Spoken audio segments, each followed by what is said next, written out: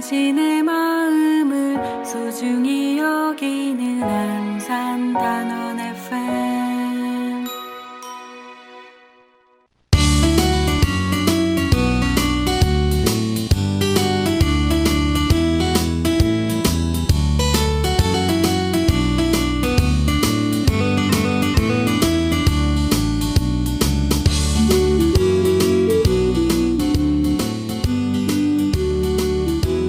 안녕하세요.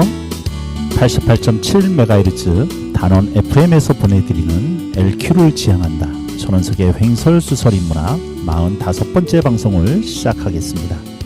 참고로 LQ는 낮은 수준을 뜻하는 로우 퀄리티의 준말입니다. 저는 진행을 맡은 전원석입니다.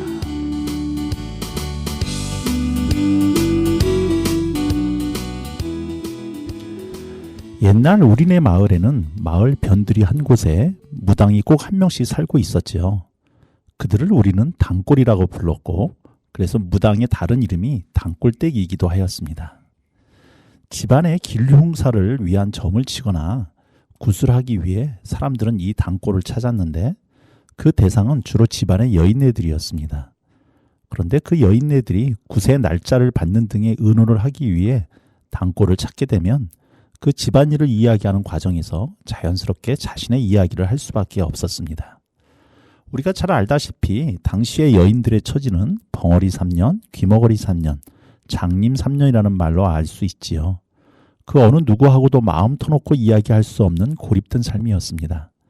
그랬던 그 여인네들이 단골을 만나 그들을 가슴 깊은 곳에 꼭꼭 점여 놓았던 이야기들을 풀어놓으면서 단골은 한마디로 여인네들의 해방구 역할을 하게 되었습니다. 그런 단골의 흔적은 오늘날에도 이어지게 되는데 그것이 바로 단골이 되는 것입니다. 단골식당, 단골가게라는 이름으로 일컬어졌던, 지금 생각해도 구수하고 정겹던 한 마을의 이야기가 모이고 또 전파되던 그런 장소였던 단골가게. 이제는 차가운 편의점에 밀려 찾아볼 수 없는 풍경이 된 건 그 단골가게의 그 호흡과 공간이 그리워지는 가을 깊은 하루입니다. 이현실이 부릅니다. 목로주점.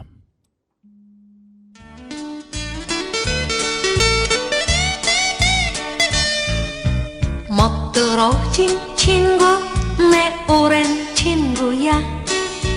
언제라도 그곳에서 끌끌끌 웃던 멋들어진 친구, 내 오랜 친구야.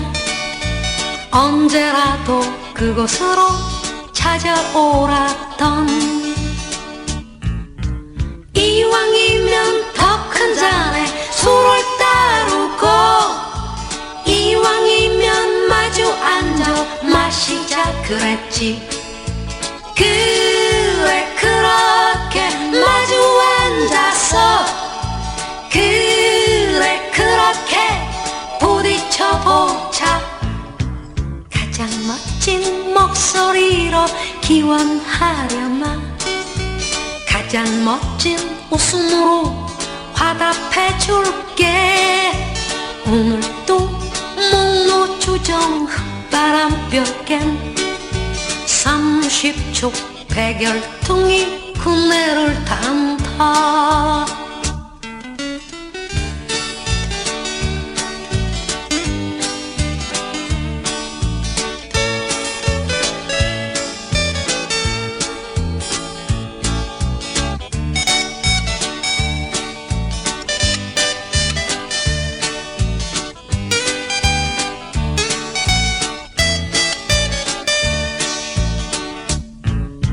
월말이면 월급 타서 로프를 사고, 연말이면 적금 타서 낙타를 사자. 그래 그렇게 산을 오르고, 그래 그렇게 사막을 가자. 가장 멋진 내 친구야, 빠뜨리지마. 한다수의 연필과 노트 한 권도 오늘도 목로주정 흙바람볕엔 30촉 백열통이 그네를 탄다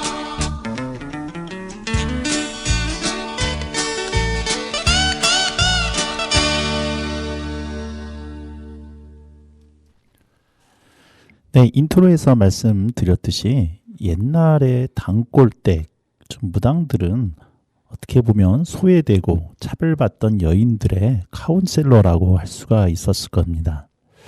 아무한테도 얘기할 수 없었던 마음의 한과 그 뭉치기들을 풀어놓을 수 있고 그것들을 들어주었던 사람. 그런 단골댁이 이제는 없어졌는데요. 하지만 요 근래 현대에는 그런 단골떼기 역할을 대신하는 분들이 많이 계시죠. 우리는 그분들을 상담가, 특히 심리 상담가라고 우리가 보통 지칭하기도 합니다. 여러 종류의 심리 상담가들이 계시고 또 여러 분야에서 활동하고 계시고요. 이제 TV 프로그램에서도 하나 인기 장르가 되어서 우리 곁에 가까이 있는데요.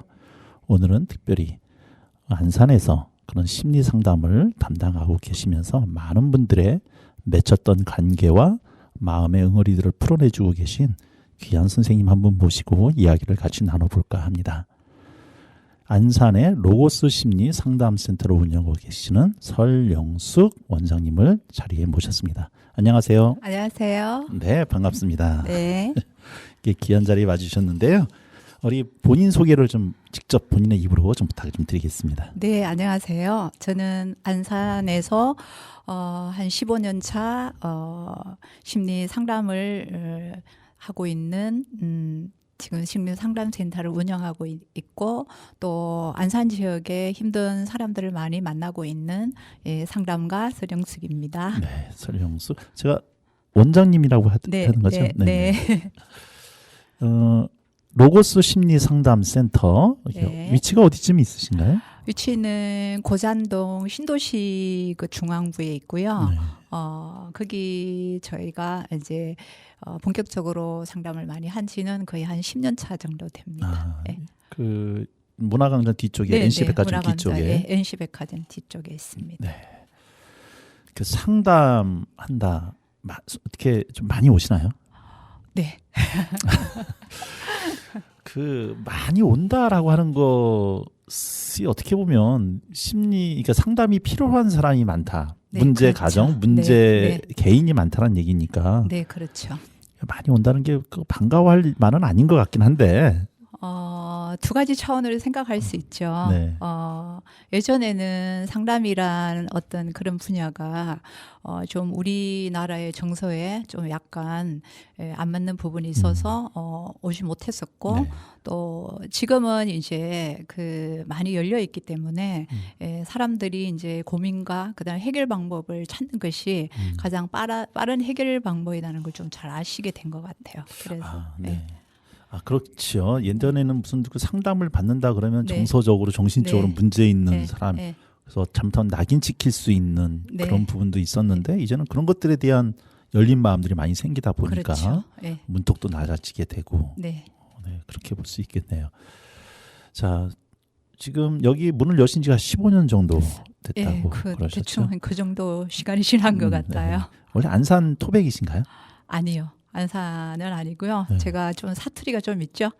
예. 원래는 대구 출신인데 네. 어떻게 이제 공부하고 이래가는 과정에서 결혼 뭐 이런 과정에서 어떻게 안산에 정착하게 돼서 여기까지 온 것 같아요. 안산에 오신 지가 몇 년 되신 거예요? 안산에 온 지는 한 89년? 오래되시네요. 네. 그럼 벌써 한 35년? 네. 뭐 이 정도. 처음에 안산은 좀 많이 척박했어요. 네. 그래서 좀 적응도 좀 어렵기도 하고 그랬는데 지금은 거의 고향 같은 곳이라고 할 수 있죠. 네.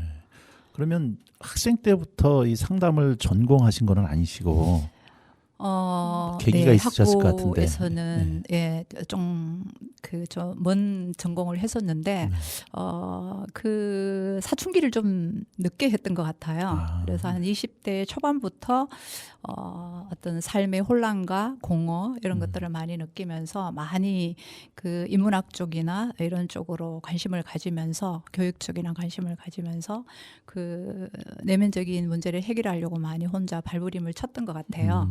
그렇게 하면서 이제 이 상담 분야를 알게 됐고 그리고 제가 이제 정체성을 좀 회복하면서 후배들 이렇게 볼 때, 어린 아이들을 볼 때 그들의 고민을 알 것 같더라고요. 그래서 본격적으로 공부를 하게 됐고, 공부하고 하는 수련하는 과정이 좀 꽤 길었어요. 그렇게 하면서 그 상담을 그 심리 쪽으로 공부를 하면서 그 적용을 제일 먼저 가족한테 했던 것 같아요. 아, 네. 그렇게 하면서 저는 이 상담 공부를 해서 가장 먼저 효과를 본 사람 중에 한 사람이에요. 가족이 아바타였군요. 네. 말을 그렇죠. 자녀들에게 잘 적용을 해서 네. 어쨌든 뭐 결과적으로 제가 공부한 것보다 훨씬 더 좋은 수학을 얻었다고 봐요. 네. 네. 그러니까 본인이 그런 혼란과 뭐 네. 이런 경험들을 통해서 본인의 어떤 상태를 진단하고 찾다 보니까 심리를 네. 알게 되었고 네, 그렇죠. 그 네. 과정들의 본인의 경험들을 녹여서 네. 이제 나랑 같은 길을 같은 케이스의 이런 네. 사람들을 만나면서 네. 소개해주고 상담해주는 과정 속에서 이제 학문의 길도 들어서게 되고 네, 그렇죠. 본격적으로 이렇게 네. 직업으로까지 이어질 수 네. 있겠다. 네. 네, 이런 걸 보고 꼭 먹고 알 먹고라고. 근데 그 20대 때 막 찾아오는 그 사회생활 첫 시작하면서 네. 정체성이 확립이 되지 않는 그런 젊은이들은 사실 참 고민이 많아요. 네. 많은데 그걸 뭐 영화를 통해서도 아니면은 독서나 고전 어떤 이런 철학적인 요소나 이런 걸 통해서도 충분히 답을 찾을 수 있는데 좀 어려운 것 같아요. 그런데 이제 상담은 그 인간의 본질적인 고민이나 이런 부분에 대해서 참 정돈이 잘 돼 있잖아요. 그래서 이제 그 정돈된 속에서 이렇게 고민을 풀어나가면 좀 쉬운 것 같아요. 그래서 쉬운 방법을 알려주고 싶다? 네. 그러니까 미리 이제 길을 가본 분의 네, 입장에서 그렇죠. 네, 이제 뭐라고 헤매지 말고 그렇죠. 이미 닦여져 있는 네, 검증된 길로 올 수 있도록. 네, 네, 제가 정말 무식해서 드리는 질문인데요. 네, 그러니까 심리 하면은 이제 딱 떠오르는 게 이제 프로이트가 떠올라요. 네. 그다음에 융이 떠오르고 네. 뭐 아들러 정도. 네, 그다음에 뭐 아동 심리 쪽으로 가면은 뭐 삐아제라든가 네. 몬테소리 뭐 이 정도 이렇게 네. 떠오르는데 네, 그러면 상담을 하시는 분들도 네. 전공 분야가 있으실 거 아니에요. 네. 어떤 누구의 이론을 가지고 한다든가 네, 네. 뭐 그런 게 있으신 건가요? 저 같은 경우는 공부를 한참 할 때 네. 그 대부분 이제 프로이드가 가장 원조이기 때문에 네. 그 기반에서 많이 출발을 해요. 네. 그다음에 사람이 일어나는 정신 역동이라든가 그 정신적인 역동으로 인하여 또 행동이 달라지잖아요. 네. 그런 부분들을 이제 기본적으로 프로이드 심리학을 기본적으로 가는데 저는 공부를 하면서 그 프로이드 심리학에 대해서 상당히 반항이 많았어요. 아. 이건 아닌 것 같아. 난 이렇지 않은데 그런 생각을 많이 했는데 그걸 이제 저희가 에릭슨 네. 이론을 접목을 하면서 프로이드와 에릭슨을 접목을 해서 이렇게 가면서 그게 의문이 풀렸어요. 그래서 제일 많이 적용하는 게 사람의 원초적인 기본적으로 갖고 있는 그 베이스를 프로이드 심리학을 베이스로 하고 그 다음에 이제 그 현실적인 그 문제 해결 방법이라든가 그 다음에 그 강점을 강화하는 거라든가 그 다음에 인생에 이제 길게 봤을 때 그 발달 과제를 확립해 나가는 과정이라든가 이런 부분들은 거의 에릭슨 이론을 많이 적용하고 있어요. 아, 그렇군요. 네. 저기 그러면은 오시는 이제 여러 케이스가 오실 거 아니에요? 네, 이제 상담도 네. 뭐 케이스도 많을 텐데 예를 들어서 개인적인 상담, 우울증이라든가 네, 이런 네, 것도 네. 있을 것 같고 네. 하면서 또 부부 상담도 있을 것 같고 네. 청소년 정체성 상담도 있을 것 네. 같고 하여튼 여러 가지가 있을 것 같은데 예. 저가 이제 가장 관심 네. 많았던 그 관심이 많이 있었고 또 타켓을 했던 청은 청소년이었어요. 네. 그래서 제가 논문을 쓸 때도 청소년 정체성에 대한 걸 썼고요. 네. 그 정체성의 이제 그 영향에 의해서 그 사람의 인생이 어떻게 달라지는지 그거에 대해서 고민을 많이 했고 그걸 논문을 썼었고 그래서 처음 출발은 청소년 위주로 청소년들의 심리 그 발달 과제를 확립해 주는데 매니저 역할을 좀 하고 싶었고요. 근데 이제 시간이 많이 흘렀잖아요, 세월이. 근데 이제 지금 요즘에 와서는 거의 부부 상담 위주로 많이 가고 있거든요. 네. 그리고 이제 반은 지금은 가족 상담을 많이 가고 있는데 그게 초창기에는 청소년들이 반란을 일으키면 부모들이 이제 놀라서 뛰어오는 상황이었는데 지금은 부모들이 문제가 많기 때문에 아이들을 반란을 일으킬 수 없는 그런 상황에 와 있어요. 그 정도로 가족의 붕괴가 좀 심한 그런 상태이기 때문에 그래서 부부를 잘 정돈을 해드리면 그 청소년들이 이제 그 부모의 어떤 지원을 받을 수 있으니까 그 반항기도 좀 쉽게 넘어갈 수 있는 그런 상황으로 바뀌어서 지금은 거의 부부 상담이 많이 진행되고 있어요. 그러니까 문제 있는 학생은 없어도 문제 있는 부모는 있다. 네, 차원에서. 그런 말 많이 하시는데 예. 그게 좀 사실인 것 같아요. 그럼 부부 간의 문제도 여러 가지가 있잖아요. 네. 주로 어떤 분야인가요? 부부 요즘에 그 이슈가 부부가 옛날에는 서로 가정을 유지하기 위해서 좀 희생을 하거나 그다음에 자기 개별성을 좀 약간 좀 뒤로 미루는 그런 추세였는데 지금 부부들은 개별성을 우선을 하는 것 같아요. 자기가 먼저고? 네, 나의 어떤 그런 욕구라든가 나의 어떤 그 유익이라든가 이런 거를 좀 챙겨야 된다라는 추세를 좀 가고 있는 것 같아요. 그러다 보니까 가족이 시스템이잖아요. 그럼 시스템이 운영이 되려면은 조금 조합적으로 가야 되는데 개별로 그렇게 움직이려고 하는 경향이 너무 많으니까 좀 가족의 갈등이 더 심해지는 것 같아요. 그러니까 이 서로가 좀 약간 양보하고 희생하고 네. 뭐 이런 것들이 어떻게 보면 전통적인 가족의 모습이었다면 네, 전통적인 그런 부분들이 상당히 좀 약해진 것 같아요. 그게 어떻게 보면 이제 신세대들이 어른이 되고 결혼이 되면서 네. 본인 위주로 살아왔던 그 삶이 그대로 가정까지 이어져서 그런 문제가 발생을 하는 네, 거다라고 그렇죠. 생각할 수 있겠네요. 네. 근데 이제 그 이름 상담센터 이름이 로고스 네. 심리 상담센터라고 해서 네. 로고스라고 하는 개념이 네. 얼핏 들으면 기독교적인 네. 저희가 있는 것 같아요. 그럼 신앙적인 베이스를 가지고 진행을 하신다는 거예요. 원래 제가 이제 기독교인이기도 하지만 네.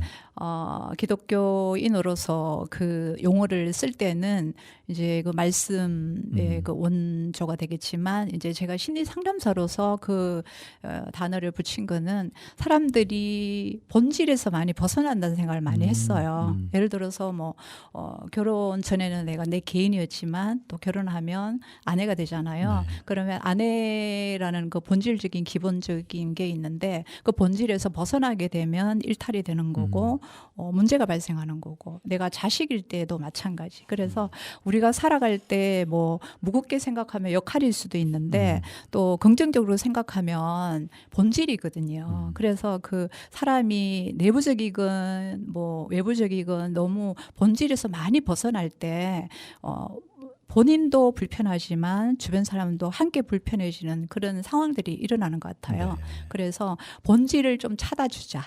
본질이 뭔지를 알려주자. 벗어나는 부분들을 좀 이렇게 다듬어 주자. 그런 취지로 그런 의미로 로고스라는 이름을 붙이게 된 것 같아요. 네, 로고스 그러니까 하나의 본질, 네. 본질로서 찾아간다.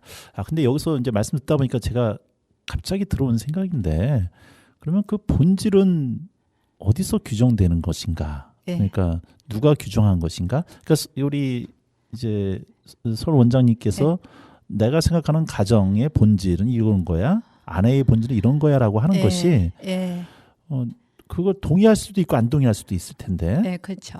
그러면 내 의견이 아니라 뭔가 나를 뛰어넘는 거대한 그 상위 개념의 본질이 뭔가 있다는 전제가 좀 돼야 된다고 생각이 되거든요. 그렇죠. 그거는 어디에서 근거하실까요?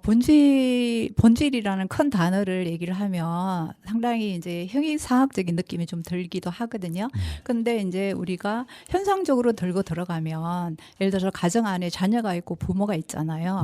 그러면 부모는 색깔이 또 성격이라 그러죠. 그게 좀 다를 수도 있고 그러잖아요. 그러면 가장 첫 번째 본질은 뭐냐면 개인의 그 행복도. 뭐 행복하다라고 해서 뭐 행복해서 죽겠고 막 엄청난 그런 행복이 아니라 좀 불편하지 않는 상태. 그죠? 그래서 개인이 좀 덜 불편하고 힘든 게 뭔가 그거가 가장 기본적인 본질인 것 같고요. 그 다음에 저 사람과 나와 너 사이에 서로 건강한 본질이 유지가 되면 우리 사이도 본질이 되는 거고, 그 다음에 전체 개인이 다 건강해지면 함께 건강해지는 거거든요. 근데 그 본질은, 내가 좀 덜 불편하고, 내가 좀 행복도가 높은 거. 그러면 이제 서로 다를 수 있는 거잖아요.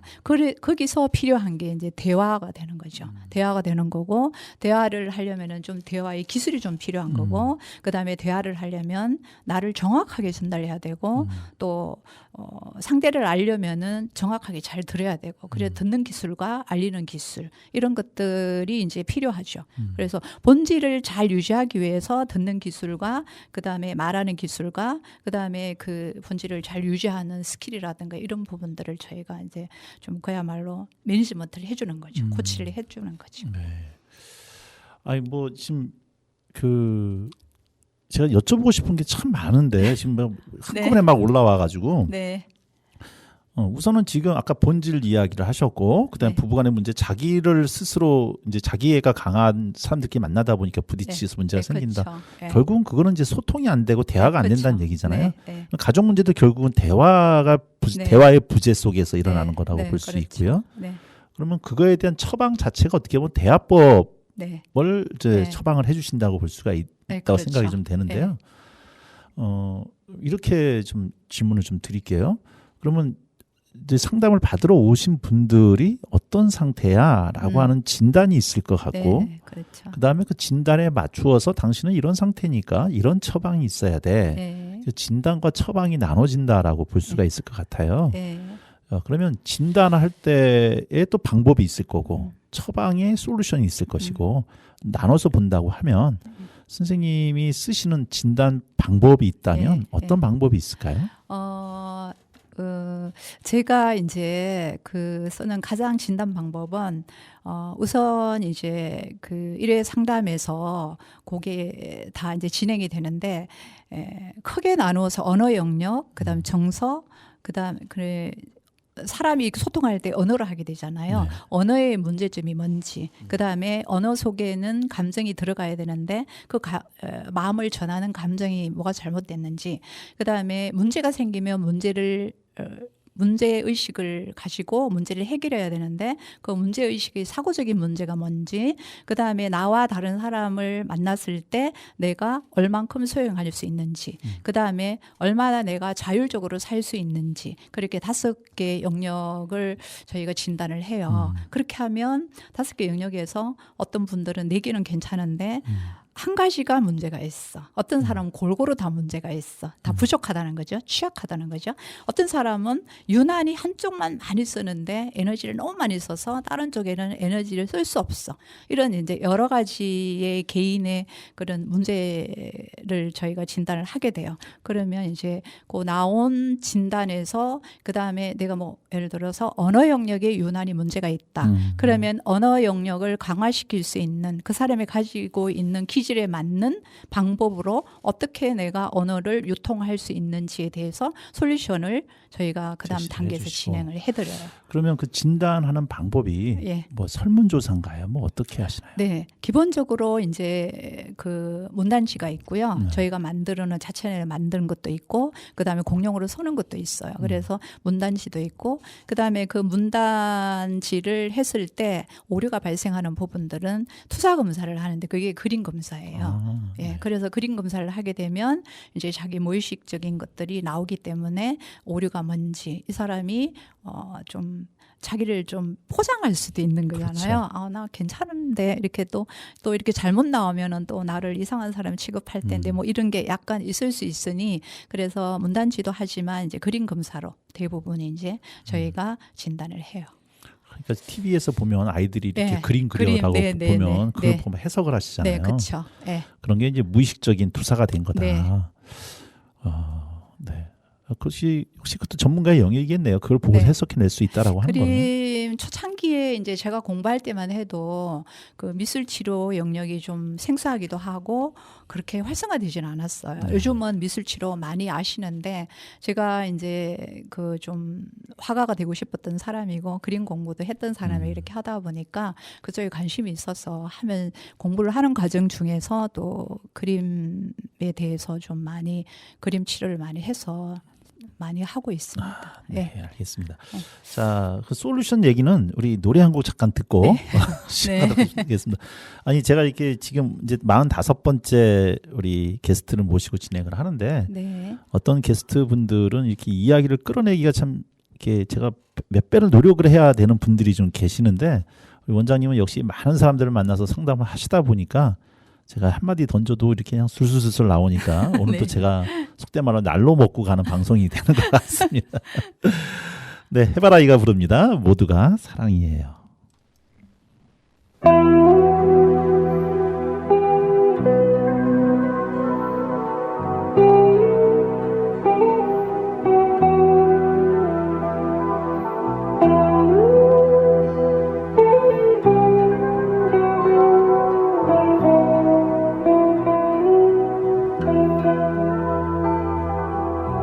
모두가 이별이에요.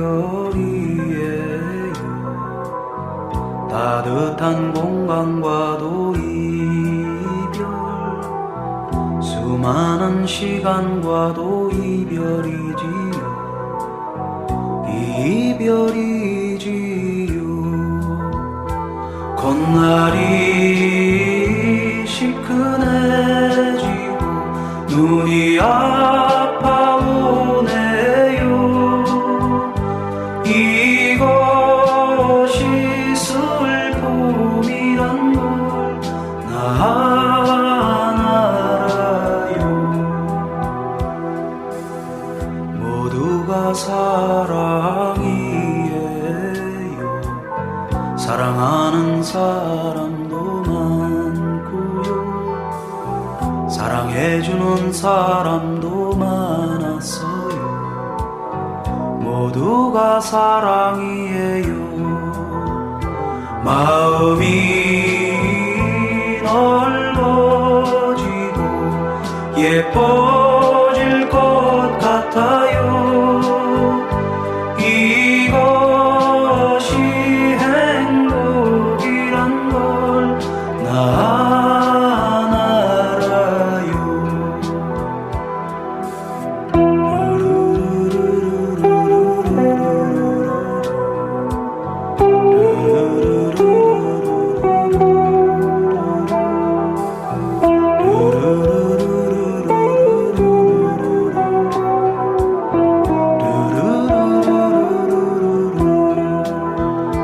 콧날이 시큰해지고 눈이 아파오네요.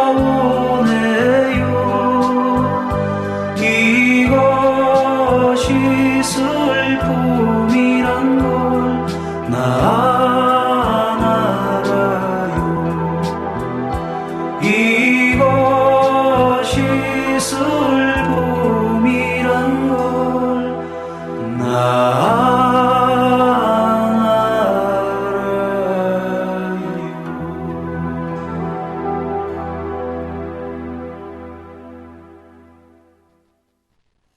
네, 해바라기가 불렀습니다. 모두가 사랑이에요.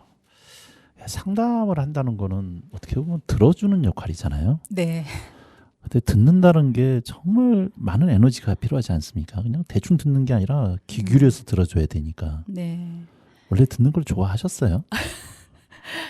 그 질문을 참 많이 받았는데 네. 그 어떤 내담자분들도 그런 얘기를 하세요. 선생님 아침부터 저녁까지 이렇게 저 같은 사람 얘기 들어주고 하면 얼마나 힘드세요. 이런 얘기를 많이 하시거든요. 네.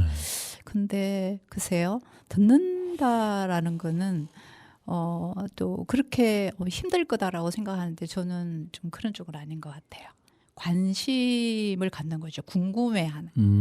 그러니까 어떤 새로운 내담자가 오시면 상담은 가장 창의적인 일이라고 저는 생각하거든요. 네. 그래서 저는 창의적인 일을 좋아했던 사람인데 그게 이제 케이스마다 다르잖아요. 오실 때마다 다른 이슈를 가지고 오고 오실 때마다 다른 그 성향을 갖고 오시기 때문에 저희가 준비할 수 있는 건 하나도 없어요. 케이스 바이 케이스니까. 그런데 이제 그러다 보니까 궁금하고 그런 거죠. 그래서 궁금한 생각이 많기 때문에 궁금해서 이렇게 들으니까 그게 그냥 일방적으로 듣기보다는 주파수가 저쪽에 가 있는 거죠. 내담자한테. 그러니까 사람들한테 관심이 많으시고 애정이 많으시군요. 기본적으로. 좀 그런 것 같아요. 타고나는 걸까요? 훈련되신 걸까요? 좀 타고난 부분도 있는 것 같고요. 그 다음에 또 아까도 말씀드렸지만, 제가 그 인생에 그 뭐 어떤 격동적인 문제가 있어서가 아니라 그냥 근본적인 인간의 어떤 공허감, 그 다음에 인간은 뭘까라는 그런 철학적 질문을 많이 했던 사람이기 때문에 그런 관점으로 사람을 좀 보는 것 같아요. 저 사람은 고민이 뭘까? 저 사람은 왜 행복하지 못할까? 그 다음에 저 사람을 추구하는 게 뭘까? 이런 늘 사람을 만나면 궁금증이 되게 많았어요. 야, 이건 보통 재능이 아닌데 그거는요. 그래서 상대방의 그 생각과 감정과 뭐 이런 것들을 이렇게 궁금해하고 있는데 그 사람이 막 말을 하게 되잖아요. 그러면 이제 잘 듣게 되는 거죠. 그러니까 아까 집중해서. 제가 꼭 먹고 알 먹고라고 했지만 꼭 먹고 알 먹고에 또 하나가 더 있는 것 같아요. 이거. 근데 이제 제 장점이 네. 사람에 대해 상당히 궁금해하는데 궁금하니까 당연히 주도적으로 듣겠죠. 주도적으로 잘 듣는데 제가 갖고 있는 기능의 하나가 분석력이 좀 좋은 것 같아요. 그래서 상대방이 얘기한 거를 막 쏟아내는 감정과 생각들을 궁금해갖고 집중해서 잘 듣는데 그 들은 것들을 정리가 되게 잘 돼요. 여기 이렇게. 그래서 다 듣고 난 다음에 그다음에 마지막에 이제 들었던 내용들을 잘 정리해서 다시 돌려드리는 거죠. 그럼 또 내담자기 또 잘 들으시는 거죠. 이제 갑자기 무섭다는 생각이 드는데 선생님 앞에 쓰면 스크린 되는 거 아니에요? 막 이렇게 다 파악하고 당신의 속마음은 이런 거야. 막 이렇게. 그런 마음은 절대 없습니다. 그냥 한 인간 대 인간으로서 네. 그냥 궁금해하면서 예. 하지만 그럼에도 불구하고 네. 남의 특히 상담이라고 하는 게 좋은 일 갖고 오는 게 아니라 예. 이제 어려운 문제들을 갖고 오고 우울한 문제를 갖고 오고 네. 계속 듣다 보면 내 에너지를 뺏기고 네. 나도 역시 이제 디프레션 될 때가 있잖아요. 네. 가끔은 또 그럴 수도 있죠. 네. 가끔은 그럴 수도 있는데 글쎄요. 그 임상을 저희가 인턴하고 이럴 때 중간에 하시면서 이건 나하고 안 맞겠다. 이렇게 해서 좀 중간에 그만두는 분들도 꽤 있었거든요. 하시면서도 이거 못 하겠다라는 분들도 솔직히 좀 있으시거든요. 아니 저는 네. 그래서 이렇게 네. 상담하시는 분들도 네. 남을 상담해 주면 본인도 그런 것들을 치유하기 위해서 슈퍼바이저가 또 있으시잖아요. 네, 그렇죠. 네. 본인 우리 선생님도 선생님을 상담해 주시는 분이 또 계신가요? 예, 지금은 그 레벨이 아니어서 연도 득도를 하신 단계군요. 그게 아니라 연차가 이제 좀 많다 보니 네. 이제 거기까지는 아니고요. 그래서 저는 책을 읽거나 그다음에 뭐 음악을 듣거나 그다음에 뭐 기도를 하거나 이런 여러 가지 그 방법으로 제 안에 다시 충전돼야 될 부분들을 충전하고 좀 그렇게 하는 편이에요. 네. 자, 광고 드립니다. 득도하신 네, 심리상담가 우리 서영수 원장님을 좀 만나고 계십니다. 네, 자, 그러면 아까 진단 쪽에 네. 말씀을 주셨는데 네. 이제 솔루션 얘기를 좀 해본다면 이게 이제 무슨 그 전에 이 차원이 있을 것 같아요. 정신병원이라고 따로 있어요. 네. 이제 의료비가 지급이 되고 네. 그러면 심리 상담가의 역할과 네. 정신병원이라고 하는 공식 의료기관에 있어서 치료하신 정신치료과 선생님들하고의 네. 영역이 나눠져 있는 건지 어떻게 서로 조화가 되는 걸까요? 그걸 큰 카테고리로 이제 말씀드리면 일단은 그 질병 코드가 나오는 정도의 어떤 중증의 내적 갈등이 있는 분들은 정신과 쪽이라고 보시면 돼요. 그럼 뭐 DSM 세포 네네. 그래서 그걸로. 이제 저희가 처음 오시게 되면 제일 먼저 하는 게 어떤 분들은 정신병원에 이미 오래 다니시다가 오시는 분들이 있고 어떤 분들은 이제 처음 저희한테 오는 분들도 있어요. 그러면 이제 저희가 제일 먼저 진단을 해요. 그렇게 했을 때 경계선을 일반적인 범주의 경계선을 많이 넘어선 그런 수치들이 나오면 일단 저희가 약물 치료를 권해드리거든요. 그래서 그분들이 약물 치료를 권해드리면 정신과에 일단은 가셔서 약물 치료를 하고 그다음에 다시 이제 그 치료 부분은 이제 심리 치료는 저희가 해드리겠다 이렇게 해서 양쪽에 다 하시는 분들이 제일 많으시고요. 근데 이제 저희가 첫 상담에 봤을 때 질병 코드가 아예 나오는 분들은 저희가 알 수가 있어요. 그런 분들한테는 정중하게 정신과를 먼저 가시라고 저희가 권해드리고 그렇게 하고 있어요. 그러니까 정신과로 가셔야 될 정도의 어떤 심각한 네. 어떤 경계선 이미 설정된 경계선 네, 내에서 있어요. 네. 그분들은 가셔서 치료를 받으셔라. 네. 우리는 어떻게 보면 중증이라고 볼 수 있을 네, 거고 그렇죠. 네. 우리는 중증까지는 아니지만 네. 이제 민간 네. 영역 내에서 할 수 네. 있는 네. 그분들을 치료라고 볼 수 있다면 우리는 그럼 치유 정도로 이렇게 용어를 쓰면 될까요? 네, 그렇죠. 근데 이제 욕심이 좀 생길 수 있지 않나요? 이렇게 하다 보면 그래도 나를 네. 찾아왔는데 그러니까 어떻게 보면 좀 이기적일 수 있겠지만 네.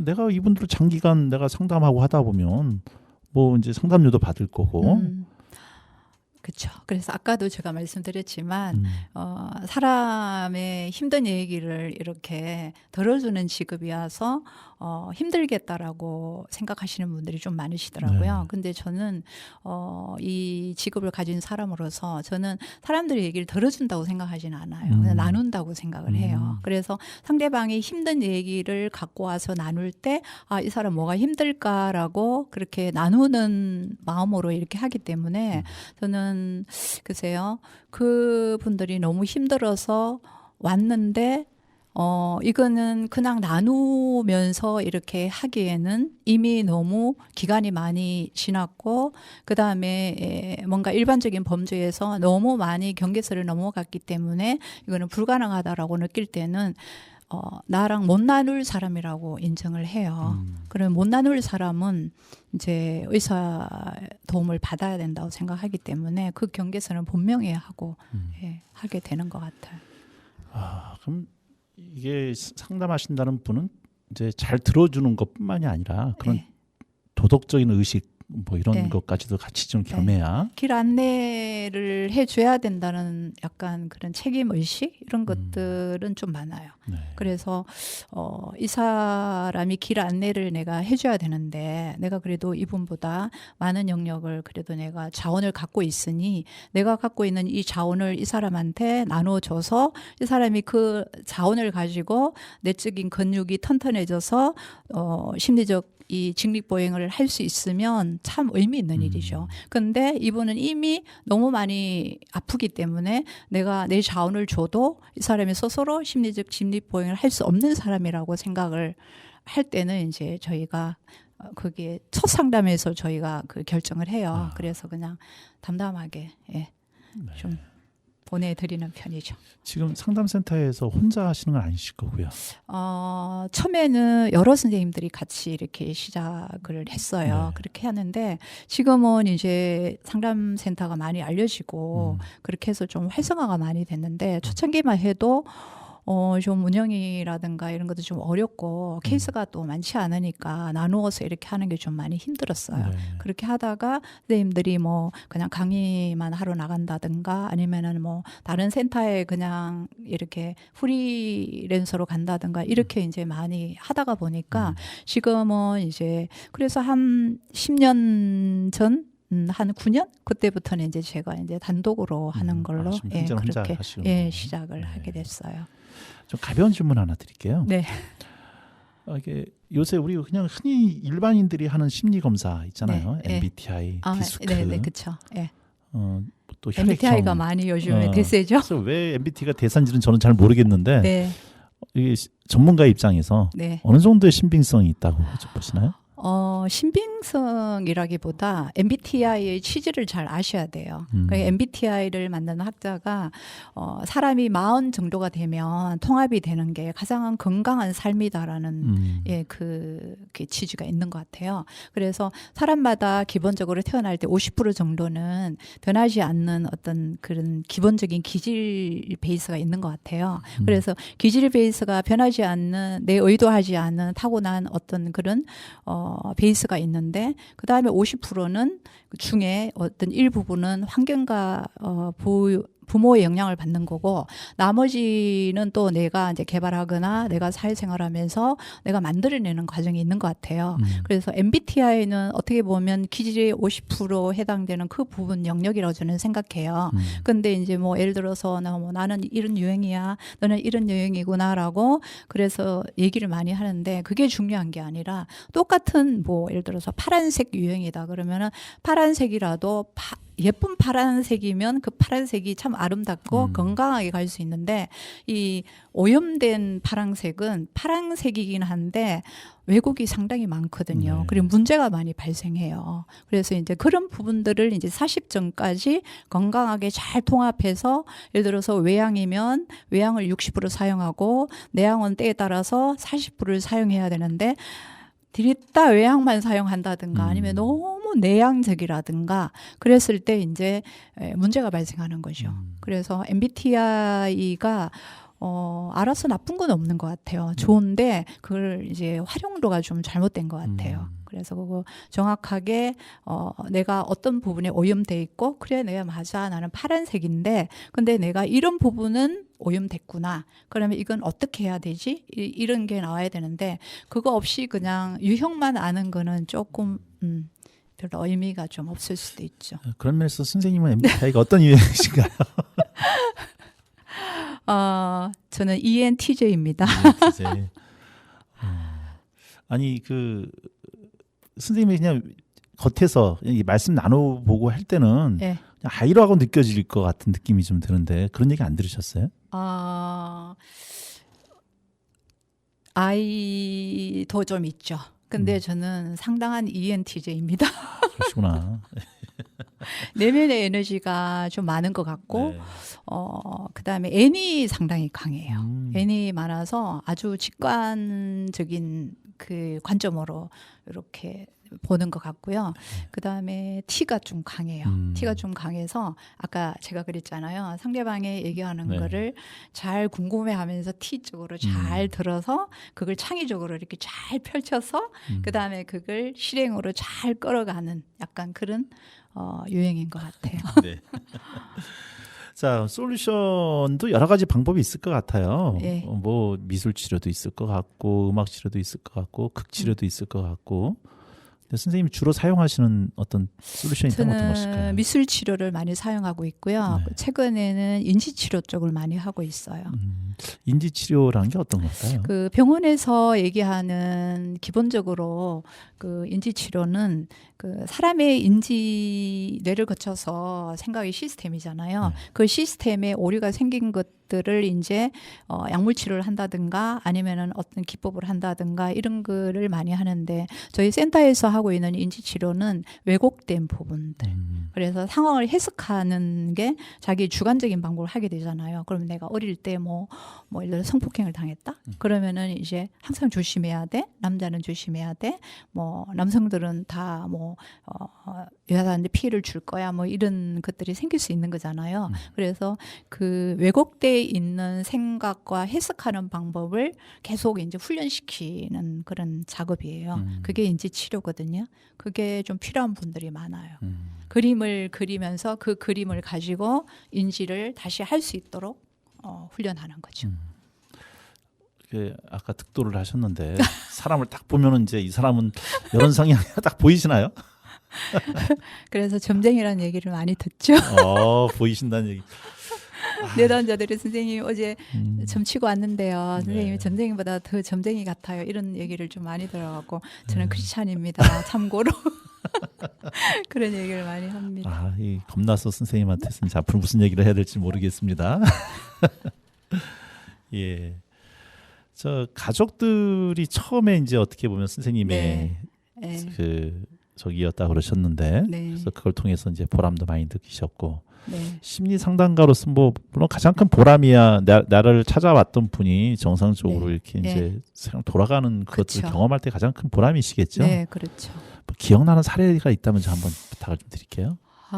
뭐 이제 전화가 자주 오는데 제 지금 작업실에 한 차트가 한 10년 전 것까지 차트가 이렇게 있어요. 네. 그게 이제 왜 있냐면 10년 전에 왔던 분이 또 오니까 오시는 분들을 네. 쭉 이렇게 그래서 장기 상담이 되게 많은데 예를 들어서 뭐 한 5년 전에 상담 왔던 분인데 그 아이가 탁구를 되게 좋아했어요. 탁구를 되게 좋아하고 그랬는데 엄마는 그 아이가 공부를 안 하고 탁구를 치겠다고 하니까 뭐 별로다 이제 이런 얘기도 하고 싸우기도 하고 막 그랬는데 나중에 이제 5년 뒤에 전화 뭐 10년 뒤에 전화 와갖고 그때 선생님이 이렇게 얘는 운동신경이 발달했으니까 다른 거는 그냥 일단은 놔두고 운동을 하게끔 해라. 그러면 이 아이는 아마 다른 것도 잘할 거다.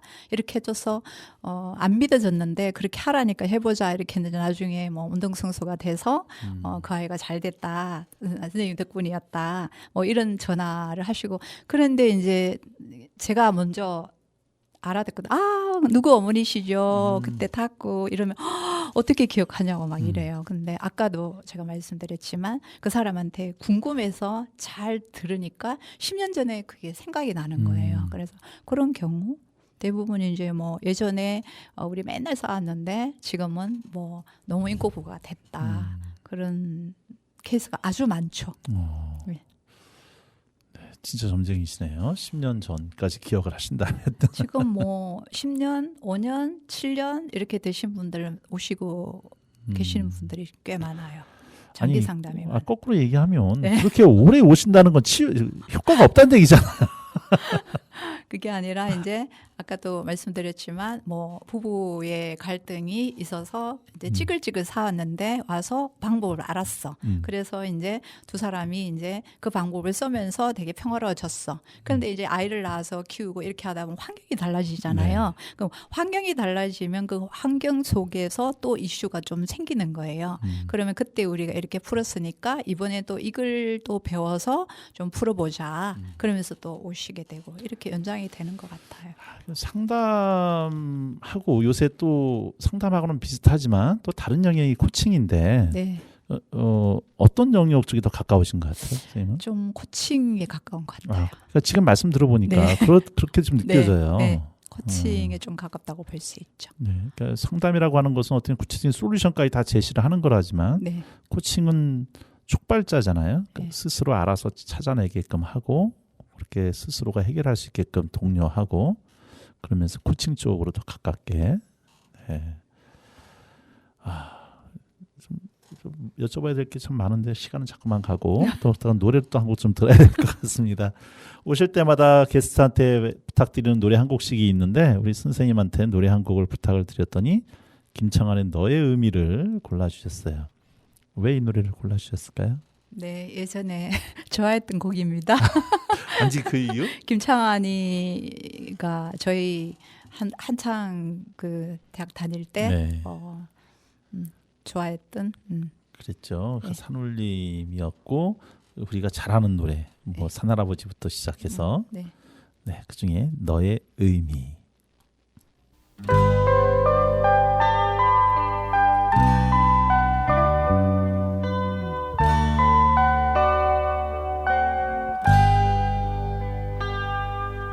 너의 그 한마디 말도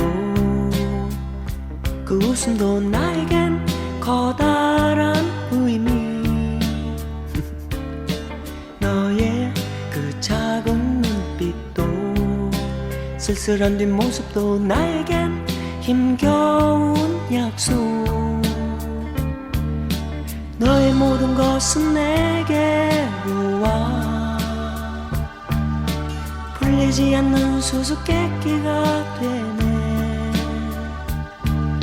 슬픔은 간이역에 코스모스로 피고 스쳐 불어온 넌 향긋한 바람 나 이제 뭉게구름 위에 성을 짓고 널 향해 창을 내리 바람 드는 창은 너의 그 한마디 말도 그 웃음도 나에겐 커다란 의미 너의 그 작은 눈빛도 쓸쓸한 뒷모습도 나에겐 힘겨운 약속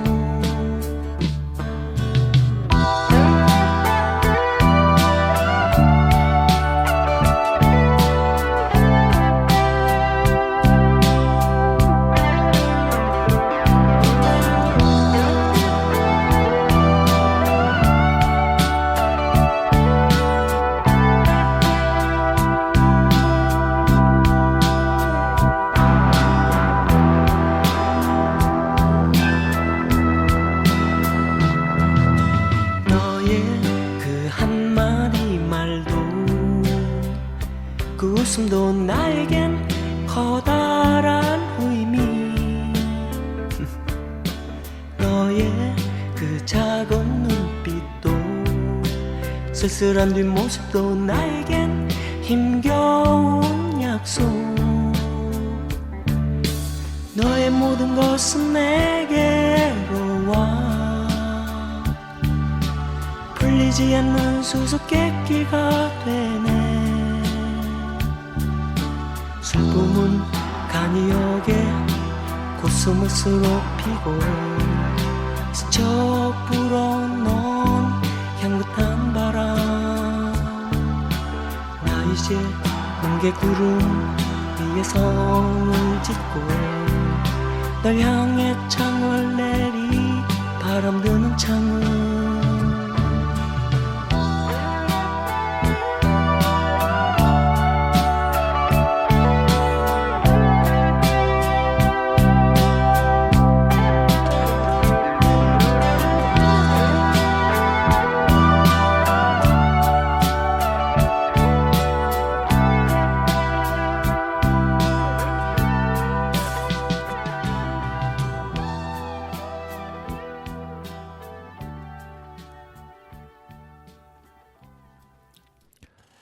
네, 김창완이 불렀습니다. 너의 의미. 자, 의미를 찾으시는 분이다 보니 너의 의미라는 제목을 골라주셨습니다. 시간이 별로 없어서 좀 질문을 두 가지 정도만 드릴 테니까요. 이 상담가를 찾아와야 될까 말아야 될까? 네. 그냥 이런 상태면은 찾아와라. 네. 어떤 상태여야 될까요? 제가 내담자들이 오시면 이런 얘기를 많이 해요. 근데 왜 이제 오셨어요? 이런 얘기. 그다음에 힘을 너무 많이 쓸데없이 시간, 에너지 낭비 너무 하셨네. 이런 얘기를 드려요. 그게 뭐냐면 혼자 해결할 수 있는 게 있고 누군가의 도움을 받았을 때 훨씬 더 빨리 이렇게 해결할 수 있는 부분이 있는데 상담 분야는 좀 그런 것 같아요. 그래서 너무 달라서 예를 들어 부부다. 그러면 서로 너무 달라서 우리는 답이 없다라고 생각하는 분들은 빨리 상담을 하셔야 돼요. 통합 방법은 정확하게 나와 있거든요. 그렇기 때문에 정확하게 저희가 해답을 드릴 수 있고 그다음에 나는 싸우고 싶지 않은데 자꾸 싸우게 되는 그런 상황들이 있잖아요. 네네. 친구든 뭐 어떤 그러면 자기 탐색을 하셔야 돼요. 그런 분들은 오셔갖고 자기의 기질이 강점을 강화하는 방법을 좀 배우셔야 돼요. 그리고 또 그 인생의 어떤 방향을 몰라서 많이 헤매는 분들 그런 분들은 자기가 건강하지 못하는 분들은 치료를 받으셔야 돼요. 치료를 받는다는 개념이 좀 무겁긴 한데 그게 뭐냐면 방향성을 찾는 거예요.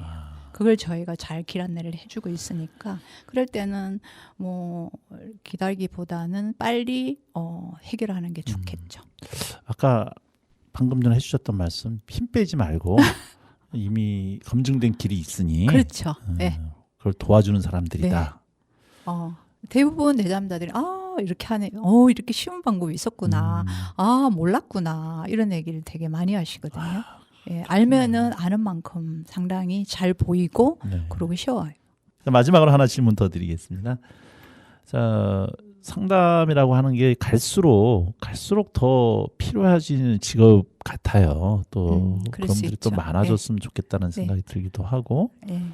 자, 그래서 그런 것들을 꿈꾸는 분들이 참 많을 거라는 생각이 네. 들어요. 진로로서 특히 네. 청소년들 가운데 네. 그냥 미리 걸어오신 입장에서 네. 만약에 내가 상담가를 꿈꾼다, 코칭가로 네. 가고 싶다라고 하는 네. 청소년들이 있다면 네. 지금부터 어떤 준비를 하고 네. 어떤 과정이 필요한지 한번 음. 조언을 한번 부탁 좀 드리겠습니다. 학생들을 만나면 저하고 상담을 하다가 보니까 내면의 질서가 이렇게 좀 잡히잖아요. 그러면 이렇게 명료해지면 시원하고 또 좋으니까 선생님 저도 선생님처럼 심리학 할래요. 상담할래요. 이렇게 얘기하는 그 청소년 아이들도 많고 그다음에 그 대학생들도 전공을 바꿀까요? 이런 얘기를 많이 해요. 상담 중에. 근데 제가 제일 먼저 하는 질문이 너는 너에 대해서 먼저 알고 난 다음에 선택해도 늦지 않다라는 얘기를 해요. 제일 먼저 자기 탐색이 제일 필요한 것 같아요. 자기 안에 내 색깔을 건강하게 잘 이렇게 발현할 수 있는 정도의 자기 탐색과 자기 고민과 이런 것들이 좀 필요한 것 같아요. 그게 잘 돼서 내가 내적 근력이 생기고 여유가 생기면 다른 사람 것도 보이잖아요. 보이고 다른 사람이 길 안내하는 것도 쉽게 할 수 있는데 내가 아직 허약하고 부족한데 내가 허약하고 부족하기 때문에 상대의 허약하고 부족한 거를 보게 되면 그 감정이입은 많이 될 수가 있지만 그 사람을 끌어줄 수 있는 힘은 없어요. 그렇기 때문에 지나치게 감정적이고 여린 사람이라든가 그다음에 지나치게 사람을 통제하려고 하는 그런 성향의 사람들은 좀 힘든 것 같아요. 상담사로서. 그러니까 자기를 먼저 네. 알아가는 작업. 그렇죠. 네. 그럼 그거를 즐겁게 할 수 있는 사람이어야 된다고 생각해요. 단답형으로 질문 하나 드릴게요. 네. 자기를 알아가기 위한 최고 좋은 방법이 뭘까요?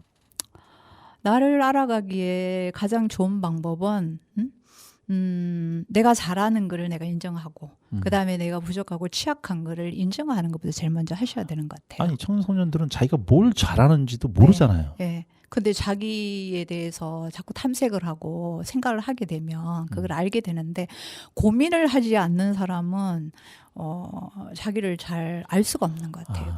자기에 대한 고민이 반드시 필요한 것 같아요. 그래서 고민을 하도록 좀 내버려 두는 게 좀 필요한 것 같아요. 네.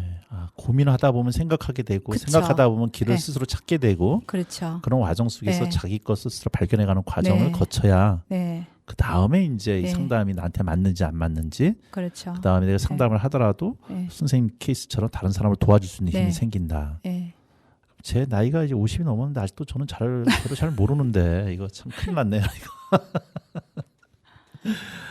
예, 시간이 벌써 다 됐습니다. 우리 선생님이 상담을 이렇게 시간 내에 보통 한 시간 한 타임에 50분 정도 네. 되죠. 네. 한 타임 안에 이렇게 뭔가를 끝내주셔야 된다라고 하는 그런 네. 훈련이 쌓이셔서 그런지 모르지만 네. 말씀이 상당히 이제 속도감 있게 진행을 좀 해주셨어요. 근데 그럼에도 불구하고 말이 뭉개지거나 뭐 이렇게 말이 꼬이거나 하시지 않는 게 진짜 프로가 다르구나라는 생각을 말씀을 좀 나누면서 감사합니다. 들었습니다. 네, 안산 로고스 심리 상담센터 NC백화점 뒤쪽에 자리 잡은 우리 서영수 원장님의 상담센터 기억해 주시고요. 혹시 이 방송을 들으시는 청취자분들 중에 관심이 있으신 분은 유튜브 그 댓글 밑에다가 우리 심리상담센터의 주소와 전화번호 또 인스타나 이런 게 따로 있으신가요? 블로그나? 블로그 운영하고 있습니다. 네, 블로그 주소를. 궁금한 거 있으시면 블로그 들어가시면 네. 많은 내용이 있습니다. 네, 그 주소 같이 네. 링크해 드릴 테니까 또 언제든지 편안하게 이렇게 말씀해 주시고 도움을 받지 않으실까 그런 생각이 좀 듭니다. 끝나고 나서 저부터 도움을 좀 받도록 하겠습니다. 네, 마지막 노래 듣습니다. 사랑을 할 거야. 녹색지대가 부르면서 오늘 인사 나누도록 하겠습니다. 감사합니다, 원장님. 감사합니다.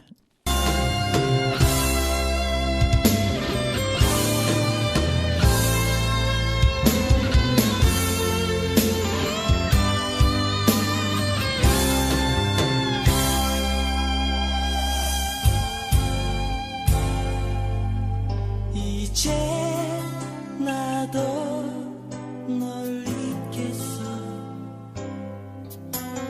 너